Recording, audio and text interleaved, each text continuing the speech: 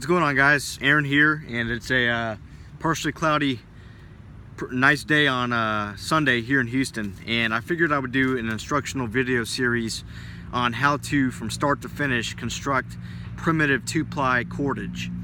Now, what I will not be covering in these video series is the actual gathering of the material as well as the preparation of the material. So what I'll be using is some manila fiber, which is natural, but it's been modernly produced, and I purchased it at Home Depot. So same principles apply. There's still fibers in here, and in this video I'm going to make sure that I include splicing because it is very uncommon to find material in nature that's long enough for, let's say, a bowstring or some fishing line, and you're going to have to end up splicing the material to get it as long as you need it to be long. So as far as materials go, out here in this location, I'm on a 6 or 7 acre plot of land. It's public as far as I'm concerned. I don't see any no trespassing signs, and I'm out here and there's not a lot of vegetation to use for cordage. There are some spruce trees, which is very uncommon here in Texas, at least in the area I'm at, and the roots of the spruce can be dug up and actually used for cordage. They can be split down to make them more pliable. Basswood's a good common tree around here. The inner bark, the cambium layer, can be used for cordage material. Yucca, dogbane, a variety of plant fibers. One of the things we won't touch up on today is animal fibers such as sinew, rawhide, and gut. Now with sinew, the same principles apply as far as splicing, which we'll get into here in a bit. But for rawhide and gut, the actual material is long enough, can be cut out long enough to where it doesn't need splicing.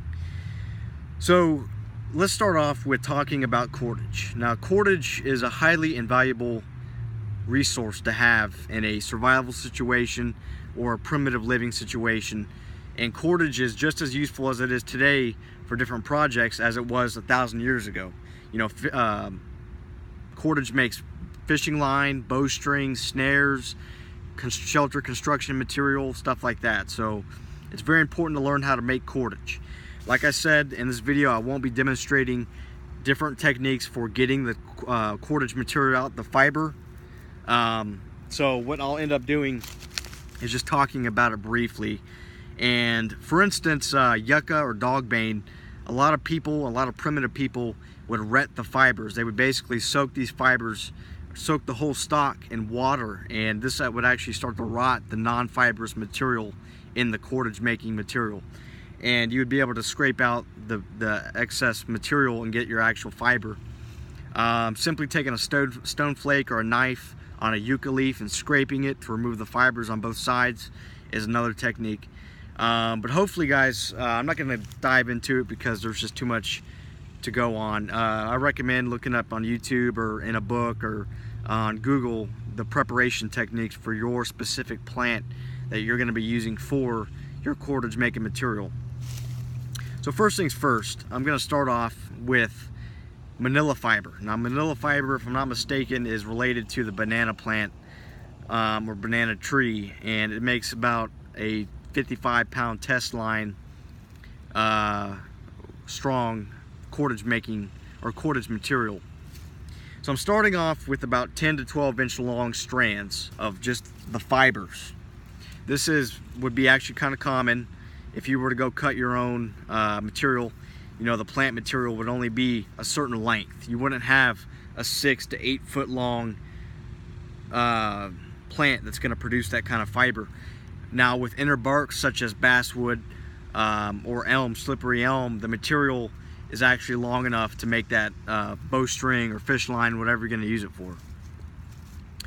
So firstly, I'm starting with my length of fiber, and since this has been pre-twisted at the factory, I'm just going to untwist it to where, you know, I'm able to get some of these fibers loose. Now you'll note that this stuff comes in a package that's 100 to 200 feet long, so I'm just demonstrating the splicing technique.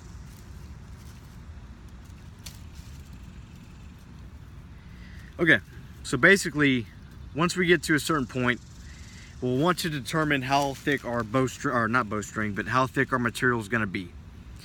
Now, obviously, for trap parts, such as the trap cordage material on this Paiute deadfall, you know, you don't need many fibers at all. You can get away with 6 or 7 fibers twisted up to produce about the diameter of that right there.